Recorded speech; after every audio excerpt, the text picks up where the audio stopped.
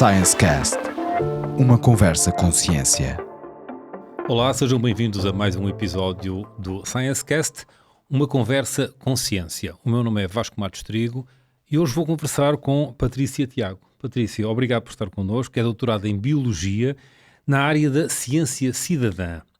É investigadora no CE3C, do Centro de Ecologia, Evolução e Ambiente e Alterações Ambientais da Faculdade de Ciências da Universidade de Lisboa como eu disse, é especialista em Ciência Cidadã. O que é isto de Ciência Cidadã? Eu sei, mas vamos conversar um bocadinho sobre isso. Claro que sim. Bom, eu comecei e fiz um percurso na Biologia e depois encontrei a Ciência Cidadã, que era a mesma área que eu queria trabalhar. A Ciência Cidadã é, no fundo, o envolvimento do cidadão em qualquer passo do processo científico. Pode ser desde a recolha de informação, o tratamento dos dados, a divulgação da informação, mas, portanto, no fundo é um chamar o cidadão para a ciência, não só como participante ou como, no fundo, uma pessoa que fica a conhecer o que os cientistas fazem, mas com um envolvimento maior do cidadão na ciência. Portanto, não é tornar o cidadão um cientista. Não, é colaborar no colaborar. Processo científico, exatamente, é isso? Exatamente. E o processo científico, como disse, não é só a recolha de informação, o tratamento já, é também depois a divulgação. Ao fim e ao cabo, estamos a contribuir para elevar o nível de cultura científica das pessoas, não é? Estamos, e eu acredito muito que o caminho passa por aí, não é? Tentar chamar as pessoas e que as pessoas percebam o que é que os cientistas fazem, eu acho que é fundamental. E se elas tiverem um papel ainda mais ativo nesse conhecimento e nessa participação, eu acho que ajuda muito a que elas se envolvam de facto e que fiquem a perceber de facto o que é que os cientistas fazem, qual é o trabalho que os cientistas têm. E sim, portanto, a ideia é que de facto as pessoas passam a ser cidadãos cientistas, certo. Ou seja, não são cientistas, não têm formação em ciência, sendo que às vezes há cientistas em determinadas áreas que são cidadãos cientistas noutras áreas, que podem fazê-lo, não é? Não é só a área de formação, acontece também, mas a verdade é que sim, a ideia é trazer pessoas de outras áreas a comunicar também com os cientistas. Isto é um processo que começou aqui há uns anos, quando se começou a falar precisamente na ciência com os cidadãos. Não era a ciência para os cidadãos, ou para a sociedade, é a ciência com a sociedade, não é? O que é que... Enfim, há muitos projetos, já vamos falar de alguns deles. Alguns dos em que está envolvida, como é que funciona isso? É preciso cativar as pessoas oferecem-se, olha, eu gostava de participar, ou é preciso também fazer um marketing, digamos assim? Eu acho que é as duas coisas, ou seja, felizmente, há muitas pessoas que já estão atentas e que sabem que vão acontecer eventos em que podem participar e depois ficam mais ativas na comunidade, portanto isso também acontece, mas ainda é preciso muito trabalho de divulgação do que é que está a ser feito, porque eu acredito que há muita gente que gostaria de participar e que não tem conhecimento que ocorrem este tipo de atividades e que há este tipo de iniciativas em que podem colaborar. E, portanto, sim, ainda há muito trabalho para fazer de divulgação. Claro. De certeza tem reflexão sobre isto, que é para que é que serve isso? Porque é que é preciso as pessoas participarem no processo? Bom, eu acho que há várias vantagens, não é? Uma muito grande do ponto de vista também do cientista é que, de facto, termos milhões de olhos a ajudar, por exemplo, no fundo a recolher dados de biodiversidade, que é aquilo que eu trabalho mais diretamente, é muito importante para, no fundo, o conhecimento científico, ou seja, a quantidade de dados que pode ser recolhida pelos cidadãos é tão grande que é um contributo muito grande para a ciência. Portanto, essa componente eu acho que é indiscutível. Mas há também uma outra componente que eu acho que cada vez mais é importante, que é importante que as pessoas se envolvam com os cientistas e é importante dar a conhecer o trabalho do cientista. E, portanto, esta parte de que as pessoas possam, de facto, ter noção do que é a ciência, de como é que se faz ciência, de que para chegar a determinadas conclusões passou-se por um processo longo, não é só ideias pré-concebidas, portanto não há isso em ciência, não é? Tem que ser provado, tem que ser comprovado, e é importante que os cidadãos tenham noção disso em detrimento da facilidade com que às vezes as opiniões surgem e que não são fundamentadas em nada concreto. E já que falando em opiniões, hoje em dia é normal nas rádios, nas televisões, enfim, toda a gente fala sobre tudo praticamente, não é? Já agora é bom que percebam um bocadinho mais daquilo que se está a falar, não é? Sim. Há essa componente também, lá está, é o que eu dizia, elevar o nível de cultura científica não significa que são todos cientistas, é perceberem que o que está ali a ser feito daquele lado, se calhar é importante e pode beneficiar-nos a todos, não é? Exatamente, exatamente. E há pessoas que, com o processo em si, têm adquirido um conhecimento imenso sobre determinados assuntos, não é? Portanto, no fundo, não deixam de ser cidadãos, não tiveram formação naquela área, Sim. mas são fantásticos contributores, não é? De informação para determinados temas. Há imensos, por exemplo, cidadãos que se entusiasmam tanto com determinado grupo de espécies, por exemplo, que ficam a saber tudo sobre gafanhotos ou sobre Sim. outra espécie, qualquer outro grupo, e de facto, no fundo, tornam-se um bocadinho e vêm um bocadinho para trás, parecem aqueles naturalistas amadores que já havia Sim. antigamente e que, de facto, com a ciência cidadã estão a surgir mais. Enfim, há muitas ações depois no terreno de sensibilização e tudo isso. Tem informação sobre o retorno a nível, por exemplo, de promoção ou de despertar de carreiras científicas? Pessoas, miúdos, por exemplo, que participam e depois mais tarde vêm a seguir essa carreira académica de ciência mesmo. Eu acredito que eu sou daquelas pessoas que sempre quis ser bióloga, Sim. desde muito nova, não é? Há muitos biólogos que vêm de processos diferentes, no fundo, de chegar à biologia de maneiras diferentes, mas curiosamente temos hoje em dia alguns jovens, que até um ou outro até passa bastante na televisão e são bastante conhecidos, que são jovens quase pré-adolescentes, a entrar na adolescência e que de facto podem mudar ainda de opinião, mas neste momento eu diria que no futuro serão importantes biólogos, no caso deles, porque de facto aquilo que eles gostam é de espécies e do conhecimento de espécies. Sim. E há 2 ou 3 exemplos em Portugal de pessoas, de jovens muito ativos. Ainda bem. Patrícia, o que é que o cientista pode fazer precisamente para criar e reforçar essa ligação com as pessoas? Às vezes o que é difícil é chegar, não é? Mas é preciso tempo também, não é? É preciso Porque tempo. o cientista, supostamente, o investigador está a investigar. Tem que tirar um bocadinho desse tempo para ir à sociedade, entre aspas. Sim. Bom, eu acho que há cada vez mais cientistas com noção da importância tirar esse tempo. Sim. Porque é importante que as pessoas saibam, ou seja, é muito importante o trabalho que nós fazemos nas faculdades, nos laboratórios, mas é muito importante que as pessoas saibam o que é que nós fazemos e que se envolvam. E, portanto, eu acho que há cada vez mais pessoas, no fundo, com disponibilidade e cientistas com disponibilidade para chegar às pessoas, indo às escolas, fazendo programas de divulgação, participando mais ativamente, por exemplo, nas redes sociais, que às vezes é a forma mais fácil de chegar a determinados públicos, e, portanto, de facto, é possível ir buscar cada vez mais grupos diferentes da sociedade. E fazendo também uma coisa que a Patrícia Tiago fez, que foi fundar um projeto Biodiversity, não é? Ou Biodiversity. Sim, é o Biodiversity for All, que já tem uma série de anos, surgiu em 2009, começámos em 2009. A ideia Portanto, ficou online. Para todos, não é? Chama-se mesmo, a associação chama-se Biodiversidade para Todos, o nome é em inglês porque na altura a ligação, tínhamos uma ligação forte a um projeto inglês, no fundo um projeto era holandês, o inicial, e era importante termos um nome em que também as pessoas que estavam cá, turistas e estrangeiros que estavam cá, pudessem participar e reconhecer. Portanto, tem o nome de Biodiversity for All. E depois, o que era esse projeto? O projeto é um projeto em que qualquer pessoa pode contribuir com registros de biodiversidade.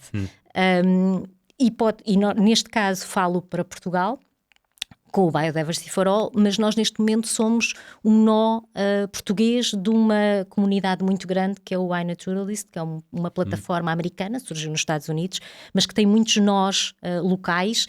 Por exemplo, a América do Sul, quase cada país tem o seu nó, portanto, no fundo, entidades, associações que tomam conta da plataforma a nível local, e nós transitámos em 2018, eu depois fiz o doutoramento nesta área da ciência cidadã e tive mais em contacto com eles e, portanto, passámos em 2018 a ser o nó português do iNaturalist, com algumas vantagens em relação à plataforma inicial, que é neste momento a aplicação, por exemplo, é extremamente fácil de utilização.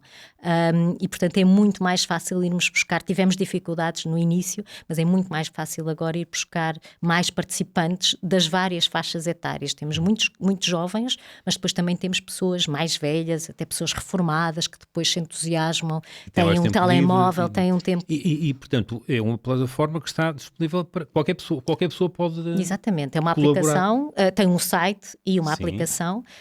Qualquer pessoa pode descarregar a aplicação e começar a fazer registros em qualquer sítio de qualquer coisa. Sim. Desde plantas, cogumelos, pode fazer registros de aves. Portanto, qualquer grupo taxonómico pode registar. E há alguma interação, isto é, eu encontrei uma planta que nunca tinha visto. O que é esta planta? Pode haver este tipo de... Aquilo que faz é a própria aplicação, e já tem desde o início que nós, mas está cada vez melhor, desde o início que nós transitámos para o iNaturalist, já tinha um mecanismo de reconhecimento de imagem, portanto sim. A pessoa fotografa uma determinada planta e a própria aplicação nos sugere uma identificação, portanto no fundo é uma primeira fase de identificação sim. Que dá às pessoas alguma segurança, porque também não gostam de dizer que não sabem nada e portanto depois sim. Vão ali e dizem, se calhar isto é um malmequer, isto se calhar é uma papoila, pronto, dá logo uma primeira sugestão, sem garantia de ser exatamente aquela espécie, e depois é a comunidade que vai validar a fotografia, no fundo a observação, e dizer, sim senhor, é esta espécie ou não é, tem que ser alterada para outra. Portanto, gera-se ali como se fosse um fórum. Exatamente, local, não é? Exatamente. Dentro da própria, no fundo, plataforma. Pois. É também membro fundador de uma outra associação, European Citizen Science Association, sim, não é? Sim, desde o início, pronto, há uma associação, já havia uma inicialmente nos Estados Unidos, e depois surgiu na Europa, em 2013, nós já estávamos nos processos iniciais da criação da EXA, que é a Associação Europeia, e sim, e tem sido muito interessante. Neste momento estou responsável com mais uma pessoa por um grupo de trabalho de monitorização de biodiversidade usando a ciência cidadã, ou seja, perceber de que forma é que nós podemos usar os dados recolhidos pelos cidadãos para saber as espécies e para perceber a evolução das espécies em determinados locais. E sim, tem sido um processo muito interessante porque aprendemos muito todos uns com os outros e é muito... E portanto tem membros de vários países europeus. Sim, inclusivamente de fora da Europa, mas principalmente europeus, e tem membros de muitos países, sim. Já tem agora uma história longa também, já vai tendo uma história longa, e continua a crescer muito e ter cada vez mais projetos também dentro da própria associação. Patrícia, o que é que o cidadão leigo, portanto, o cidadão leigo pode, lá, já vimos aqui, pode observar uma planta ou um pássaro, se calhar também, não sei, um animal, um ser qualquer, não há o risco depois de alguém que não tenha o conhecimento, portanto, induzir em erro, digamos assim, dizer assim, isso é a planta X, e afinal não é. É possível fazer essa monitorização e dizer alguém com a credibilidade de ser-se de facto cientista?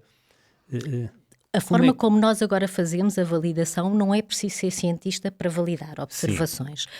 O que acontecia no início, por exemplo, quando nós tivemos a ideia e começámos a criar o projeto inicial, antes de estarmos ligados sequer ao Observado e depois ao iNaturalist, aquilo que aconteceu era que as pessoas e os cientistas eram muito céticos em relação aos dados que viriam e que seriam recolhidos pelos cidadãos, com todos os problemas de identificação, claro, que nós sabíamos que iam acontecer. Eu estou a ser um bocadinho advogado do diabo, precisamente levantar essa... E era uma das questões. Uma das coisas que depois nós fomos percebendo, e depois eu acabei por ir fazer o doutoramento em Ciência Cidadã para perceber também a qualidade destes dados e perceber de que maneira é que podiam ser usados. A verdade é que a quantidade de observações recolhidas é tão grande, portanto, que erros que possam estar lá e que acabam por acontecer, não é? Acabam por ficar completamente diluídos no mar de informação que é relevante. Portanto, também dados científicos podem ter erros e às vezes são menos escrutinados, ou seja, há um grande escrutínio da informação que é recolhida por cidadãos. Quem valida pode ser de facto qualquer pessoa. A nossa experiência é que as pessoas que depois vão validar sabem alguma coisa daquilo que estão a dizer, ou seja, não é comum uma pessoa pôr lá uma fotografia e alguém que não faz a mínima ideia ir lá dizer não é, até porque o nome dela está associado a essa validação. Portanto, normalmente quem valida, até porque nós neste momento temos cerca de 40 mil observadores, 40 e tal mil observadores registados, e temos cerca de 20 mil pessoas que fazem validações. Portanto, quem valida já tem noção de que consegue validar aquilo que está a dizer, não é? Que consegue garantir aquilo que está a dizer. Claro que depois não é uma pessoa só que pode validar, por exemplo, tem que haver várias validações para aquela espécie e para aquele registro ser considerado aquilo que nós chamamos já com um grau de pesquisa, ou seja, já no fundo já tem uma garantia de qualidade maior, portanto vai aumentando a sua qualidade. Mas de uma forma geral não é um problema, sendo que pontualmente sim, mas depois há diálogo entre as pessoas, há se calhar um cientista que vai ver e diz não, garantidamente não é esta espécie, tem que corrigir. E sim, não quer dizer que não haja algumas confusões, mas normalmente não. Estamos a falar da introdução de informação, ou de dados, não é? E depois, no processo científico, depois, o que é que acontece alguma coisa a seguir? Para que é que esses dados servem, digamos? Uma das coisas boas neste passo que nós demos aqui de transição para o iNaturalist é que há ainda outra particularidade que esta plataforma também consegue fazer, que é as pessoas podem criar projetos. E temos imensos projetos criados por cientistas e por não cientistas dentro da plataforma. Por exemplo, uma escola que quer que os alunos vão registar a biodiversidade do pátio da escola regularmente. E isso é uma coisa muito interessante, porque depois usam essa informação para as aulas, conseguem perceber migrações, conseguem perceber quando é que as plantas entram em floração e, portanto, podem falar das alterações climáticas. Há uma série de temas que conseguem abordar. Portanto, temos cada vez mais escolas a usar como ferramenta educativa. Mas depois, para a ciência, temos muitos projetos dentro da plataforma que são projetos que vêm de cientistas e que depois utilizam nos seus trabalhos científicos. Temos o projeto grande das espécies invasoras, que é, no fundo, desenvolvido pela Universidade de Coimbra. Temos projetos sobre espécies invasoras marinhas também, de rios. Portanto, temos espécies polinizadoras. Portanto, há muitos projetos que estão a decorrer dentro da plataforma e que recolhem os dados dentro da plataforma e depois os cientistas usam essa informação para os seus outputs científicos, para relatórios, para artigos científicos, portanto, para muita... E essa utilização pode ser feita por pessoas não cientistas, isto é, eu interesso-me por esse assunto, vou lá ver quem é que tem lá informação sobre um determinado tipo de plantas, por exemplo, e depois vou estudar mais e faço. Eu, como não cientista, digamos, posso utilizar esses dados Claro também. que sim, os dados são abertos, portanto pode consultar e pode descarregar, portanto podem descarregar os dados só de espécies mais ameaçadas, é que a localização não está exatamente no ponto, portanto há alguns mecanismos para salvaguardar as espécies ameaçadas, sendo que nós depois em casos de trabalhos, por exemplo, teses de doutoramento, depois também podemos no fundo fornecer a localização mais exata, mas aí... é outro nível. Exato, mas aí normalmente não, mas qualquer informação é recolhida, está disponibilizada e, portanto, há pessoas, imaginem só uma utilização completamente diferente, há pessoas que fazem biodiversidade do seu quintal, por curiosidade, porque gostam, há projetos sobre uma determinada espécie, porque gostam muito daquela espécie, uma pessoa cria um projeto sobre uma determinada planta ou na sua região, na sua aldeia, ou ir à procura no país. Uma das coisas interessantes também é tentar perceber lacunas de conhecimento, ou seja, há zonas, nós temos observações no país inteiro, nós temos neste momento cerca de 2 milhões e 500 mil registros de espécies para Portugal, continental e ilhas.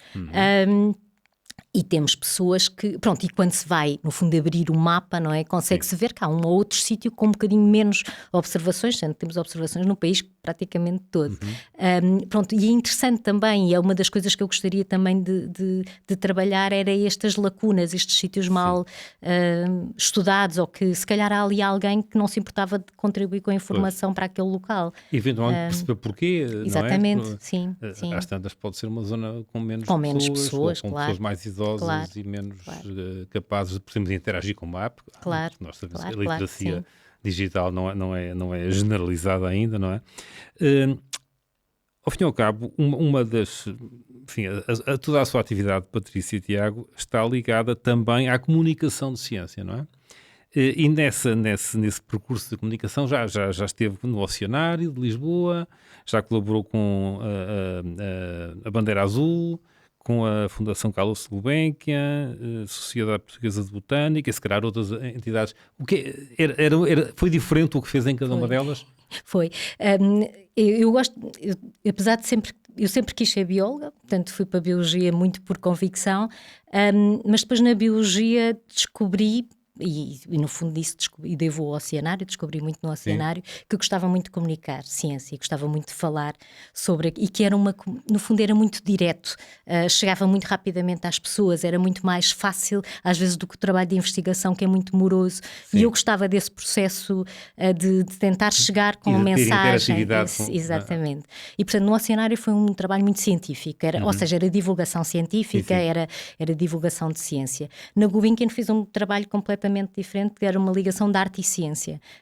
E aí interagi muito com artistas de plásticos de muitas áreas e era tentar ir buscar a ciência nas obras de arte. Portanto, era um processo também muito diferente. Era, portanto, a representação da ciência na arte? Também os materiais. Portanto, os materiais também, tinha várias partes. Uma parte era a representação, sim. E era de que maneira é que, sei lá, a natureza estava presente nas obras de determinados artistas, por exemplo, mas também muito os materiais usados, a forma como os artistas os usam e, no fundo, a mensagem que querem passar. Portanto, aí foi um processo e foi um trabalho muito diferente. E eu acho que a ciência cidadã acabou por chegar destas junções de áreas e até porque aquilo que eu gosto na ciência cidadã e o meu trabalho de investigação passa muito por isso, não é só a parte científica, não é só o estar a recolher dados e analisar, que é uma parte que eu gosto muito, perceber se aqueles dados podem ser úteis ou não, perceber lacunas, perceber modelar a distribuição de espécies, por exemplo, com dados científicos e de ciência cidadã e comparar. Portanto, gosto muito dessa parte também. Mas gosto muito de outras coisas que não têm nada a ver com isso e que têm ligações com outras áreas científicas. Gosto muito de perceber, que ainda há bocado estava a falar nisso, das motivações das pessoas, porque é que as pessoas participam e porque é que os cientistas participam, o que é que ganham com isto. E isso é uma coisa que me interessa muito, tentar perceber. Uma das coisas que, por exemplo, eu tenho um artigo ainda da minha tese de doutoramento que fiz, que era uma das coisas que percebíamos, é que as pessoas gostavam mesmo era de estar a interagir com pessoas parecidas com elas, pessoas que sentiam que tinham alguma aproximação, neste caso com a natureza, ou que iam ganhando essa aproximação, sentir que eram úteis para a ciência também era outro fator muito importante. Portanto, há aqui elementos muito engraçados de analisar e de tentar perceber o que é que motiva as pessoas, no fundo, a darem este passo, não é? Estamos a tocar já na sociologia também. Exatamente, não é? Sim. E como é que os cientistas, enfim, o mundo dos cientistas olha para estas iniciativas de ciência cidadã? Ainda há muitas resistências? Agora já não tanto. Não? Eu acho que este processo e este caminho destes anos todos foi muito interessante. Quando eu comecei, portanto, nós começámos com esta ideia já há muitos anos, não é? Portanto, em 2009, depois o projeto, o Biodiversity for All, surgiu em 2010 e eu em 2013 resolvi fazer o doutoramento em Ciência Cidadã. E acabou por ser, no fundo, o primeiro doutoramento em Ciência Cidadã em Portugal, porque era uma área que estava a crescer. Já havia, mas não se chamava Ciência Cidadã e, portanto, havia essa confusão de designações. E quando eu comecei a fazer o doutoramento, ainda havia algum afastamento. Entretanto, a Ciência Cidadã começou a estar um bocadinho na moda. Os projetos europeus também pediam, havia muitas iniciativas de Ciência Cidadã e, portanto, hoje em dia eu acho que é muito mais reconhecido pelos cientistas a importância da ciência cidadã e a forma como a podem usar também para os seus projetos. E curiosamente, por exemplo, num dos artigos que também tínhamos, fazíamos as motivações das pessoas, mas também fazíamos as motivações dos cientistas. E as motivações dos cientistas são muito diversas. Uma é, claro, o terem mais dados, portanto, e desde que os dados sejam de qualidade e que os consigam comprovar. Por exemplo, nós tivemos uma espécie na altura da pandemia, ali na zona de Aroca, havia um pequeno projeto ali na zona no município, e as pessoas não podiam fazer grandes voltas, estavam isoladas, então faziam aqueles seus passeios, e num daqueles passeios houve uma professora da escola secundária de Aroca que descobriu uma planta, uma potentilha dos Montes, que estava ali naquela zona. E que depois a Sociedade Portuguesa de Botânica, que estava na altura a desenvolver a lista vermelha das plantas vasculares, foi lá confirmar, e de facto era um núcleo novo populacional numa área que não estava listado. E foi extremamente importante para ambas as partes, não é? Para a pessoa que o descobriu, que foi uma descoberta nova. Essa satisfação pessoal de ter e para quem estava a desenvolver uma lista vermelha e precisava de ter útil. Essa informação. Sim. Esses projetos que aparecem, portanto, nas escolas, como é que eles são enquadrados? Qualquer pessoa faz um projeto desses, há esta plataforma que nos está a falar, mas há outras entidades, digamos assim, a coordenarem ou a ajudarem a desenvolver projetos de ciência cidadã em Portugal? Sim, ou seja, no fundo isto é uma plataforma, depois há muitas entidades que utilizam a plataforma ou outras, mas normalmente esta de facto está a ser cada vez mais usada para desenvolver, por exemplo, a Ciência Viva tem projetos nos pátios das escolas, também neste caso, por exemplo, um dos projetos é com polinizadores. Há uma rede grande que é o Polinet, que também procura desenvolver projetos com várias entidades, mas também com escolas. Portanto, há muitas entidades mais locais e iniciativas de universidades ou de redes. Por exemplo, a mesma coisa com o projeto Invasoras, que também vai chegar a muitas entidades diferentes no país e que acaba por aproveitar a plataforma para a recolha da informação, porque, no fundo, já tem ali uma comunidade criada, é mais fácil desenvolver o projeto ali. E há apoios para desenvolver esses projetos, nacionais e europeus? Bom, há projetos que são financiados, não é? Muitos destes projetos têm financiamento ou nacional ou internacional. A nossa plataforma, curiosamente, não. O Biodiversity for All é uma associação com fundos bastante limitados, com muito trabalho voluntário, porque no fundo como é tudo aberto, os projetos não têm que nos pagar para, no fundo, serem criados lá dentro, não é? Portanto, é tudo muito aberto. Mas sim, há fontes de financiamento. Portanto, a União Europeia financia também alguns projetos e algum financiamento nacional, e depois também há outras iniciativas financiadas por municípios. Por exemplo, o Biodiversity for All desenvolve muitos bioblitzes, que são atividades de registro num determinado local. E fazemos muitos bioblitzes com municípios. E aí são os municípios que querem, têm interesse em saber a biodiversidade. E isso também é uma fonte de financiamento. Já falou de redes que se vão criando.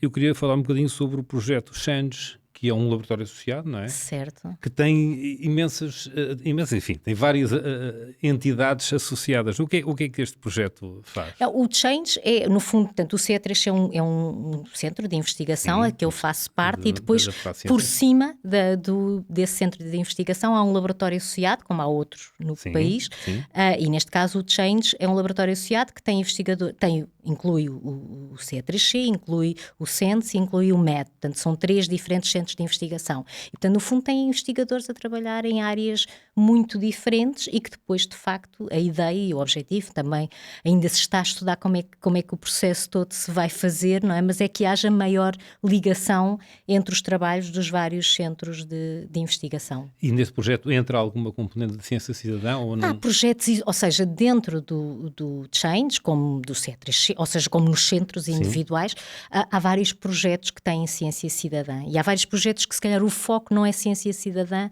mas têm uma componente de ciência cidadã associada. E, portanto, aí sim, mas não são entidades que fazem e que desenvolvem a ciência cidadã só por si. Têm projetos em que a ciência cidadã é uma componente. Pelo que eu percebi, pelo que eu li, um objetivo do Change é apoio a políticas públicas também, portanto, influenciar decisores políticos, não é? Exatamente, no caso do Change, sim. Portanto, em que aspectos? Na conservação, A ideia é essa. Ou seja, eu no Change, eu sou uma investigadora do centro do C3C, portanto não tenho uma ligação, ou seja, tenho ligação ao Change como investigadora, não é? Mas o objetivo exatamente é esse, é no fundo no fundo, uma influência política. Curiosamente, a própria ciência cidadã tem muito esse objetivo, ou seja, os projetos de ciência cidadã, e tentamos envolver as escolas, os municípios, mas a ideia base também é que haja um envolvimento também, por exemplo, da comunicação social e também para divulgar, ao fim exatamente, e dos decisores políticos, porque a ideia também, e a ligação com os municípios mostra muito isso, há municípios que estão muito interessados em, temos um parque urbano, temos aqui um potencial grande, mesmo até em termos de biodiversidade, queremos que os nossos municípios saibam que isto existe e queremos que, se for necessário tomar aqui alguma decisão de uma zona do parque ficar, imagina, uma espécie qualquer mais ameaçada, que era preciso interditar, ou uma outra qualquer decisão mais do ponto de vista de ordenamento do território no parque ou no próprio município, é importante que os municípios tenham noção disso. E, portanto, eu acho que já há alguns municípios a usar a ciência cidadã também com esse objetivo. Temos aqui, e é um sítio onde nós podemos juntar cidadãos, cientistas e depois explicar o que é que vamos fazer. Patrícia Tiago, pronto, está envolvida neste projeto Change. Este projeto, suponho que vai terminar o financiamento no final do ano. Não, o Change é um laboratório associado, eu acho que, pronto, à partida, não sei muito bem como é que é o financiamento do Change, mas imagino que... Eu li algo. É possível que sim, é possível que sim. É por projetos que isto funciona, claro. Não é? E portanto, há um período, com certeza... E eles vão ter que submeter a nova avaliação. Pois, e estes projetos têm realmente resultados? Por exemplo, a nível de... Já falou de autarquias, que é capaz de ser mais fácil, mas a nível central, isto tem mesmo... Sente que isto tem mesmo impacto? E a ciência cidadã, de uma forma geral, tem mesmo impacto a nível dos decisores? Bom, eu acho que a ciência cidadã... E para os decisores políticos, eu acho que eles cada vez estão a reconhecer mais, porque de facto era aquilo que eu estava a dizer, o envolvimento e ter no fundo, no mesmo sítio os cientistas, os cidadãos e, neste caso, os decisores políticos, dá um peso diferente às decisões. Ou seja, se houver, no fundo, os cidadãos a pressionarem num determinado sentido, claro que eles vão ter, se calhar, muito mais em conta aquilo que os cientistas dizem, suposto, não é? Portanto, e, portanto, eu acho que esta ligação, e aí eu acho que a ciência cidadã tem um papel muito importante, que é... no fundo, plataforma, este palco de ligação e esta interação entre os vários intervenientes pode permitir a que a ciência tenha, de facto, um impacto maior a nível de políticas e a nível de, neste caso, estamos a falar mais numa microescala, não é? Um município, por exemplo, mas que depois pode escalar para o nível nacional e de outros projetos maiores. Muito bem. Patrícia Tiago, muito obrigado por esse contributo que está a dar e felicidades, parabéns pelo início do seu trabalho. Obrigado por ter estado hoje aqui connosco no ScienceCast. Este episódio termina aqui, mas vai ficar disponível nas redes de podcast e no YouTube, no nosso canal de vídeo, e contamos consigo também para ver este e os outros anteriores. Todo o histórico está lá disponível e de hoje a 8 dias temos aqui uma nova conversa com ciência.